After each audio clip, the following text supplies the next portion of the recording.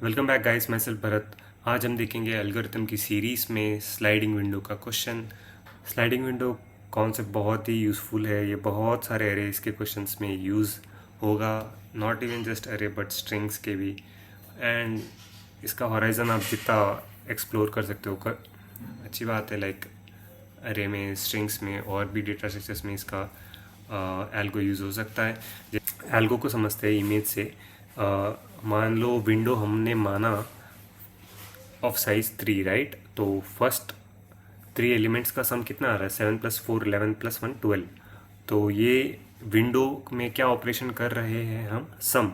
It can also be multiplication हो सकता है इन तीनों एलिमेंट्स का, या कुछ भी, वो क्वेश्चन के ऊपर डिपेंड करेगा। With one iteration we are moving our window forward. तो विंडो फॉरवर्ड कैसे मूव करेंगे इस केस में?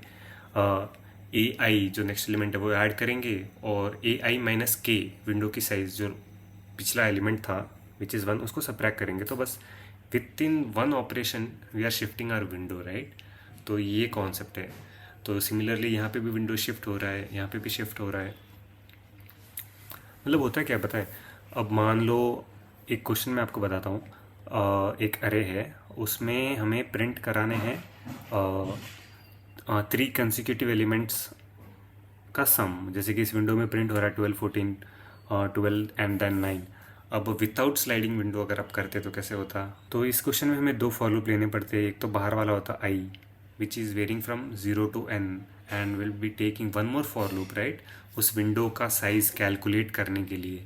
तो उसका और के हो जाता, तो n इंटू के कॉम्प्लेक्सिटी हो जाती है, राइट, क्योंकि विंडो की साइज़ के है, के एलिमेंट्स का सम फाइंड करना है। बट अब क्योंकि हम स्लाइडिंग विंडो यूज़ कर रहे हैं, ये सेम ऑपरेशन हम सिर्फ ऑफ n में कर सकते हैं, राइट। तो वो k का फैक्टर हट गया, तो कॉम्प्लेक्सिटी सेव हो गई, राइट। तो ये क्वेश्चन जैसे कि मैंने यहाँ पे लिखा है, जब हमें ऐसी कोई रिक्वायरमेंट आए कि है ना एक सेगमेंट का सम चाहिए, और with iteration that segment is either moving या कुछ भी हो सकता है। इस केस में ये सेगमेंट स्टैटिक है, विंडो की साइज़ कांस्टेंट है, बट हो सकता है कुछ क्वेश्चंस की रिक्वायरमेंट ऐसी हो कि हमें कुछ विंडो लेफ़्ट साइड से थोड़ा कम हो, कभी कभी बढ़ जाए, that depends on the question, ठीक है। तो इस केस में तो कांस्टेंट ही है। जैसे कि यहाँ पे k = 3 दिख रहा है हमें, k इज़ विंडो साइज़, ठीक है। तो जो मैंने क्वेश्चन बताया था उसको हम कोड में भी देख लेते हैं।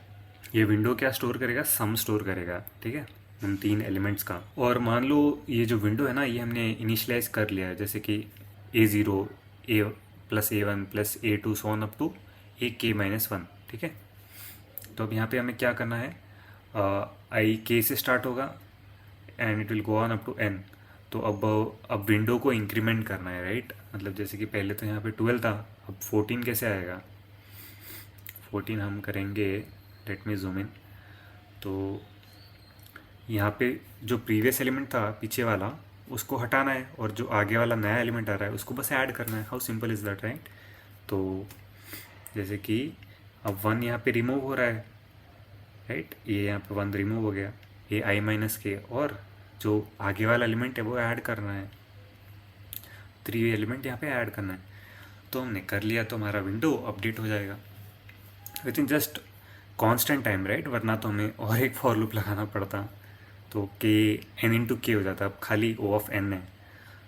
तो देखा गाइस कितना, मतलब ये भी मेरा one of the favourite algo है, स्लाइडिंग विंडो। तो इससे आप और भी बहुत सारे क्वेश्चन कर सकते हैं। ये तो मैंने आपको बस है ना समझाने के लिए ये एग्जांपल बताया, बट इसके बहुत सारे एप्लीकेशंस हैं। और हाँ, ये मैंने आपको बताया था, राइट, कि विंडो की साइज़ ज़रूरी नहीं है कांस्टेंट ही हो, डिपेंडिंग अपॉन क्वेश्चन वो आगे पीछे भी हो सकती है। ये क्वेश्चन भी मैंने डेटा स्ट्रक्चर एंड एल्गोरिथम की सीरीज़ में बताया था शायद, ठीक है। It helps in complexity. जैसे कि ऊपर का क्वेश्चन n∗k में होता अगर हम स्लाइडिंग विंडो ना लेते, राइट, बट अब ऑफ n में हो रहा है। और यहाँ पे आप कमेंट्स भी आपके दे सकते हैं। तो आपको ये एल्गोरिथम कैसा लगा कमेंट्स में ज़रूर बताएं। मिलते हैं नेक्स्ट वीडियो में। Till then bye bye, happy coding.